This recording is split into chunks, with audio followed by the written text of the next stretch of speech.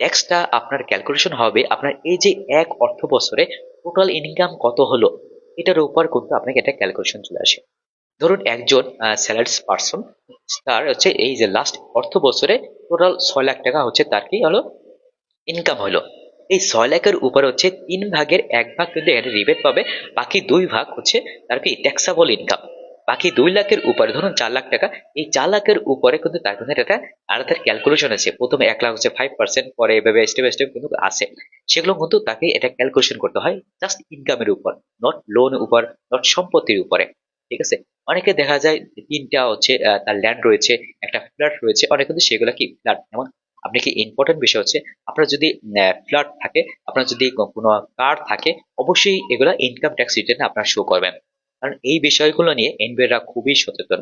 আপনি যদি কার পারচেস করেন, আপনি যদি ফ্ল্যাট যদি পারচেস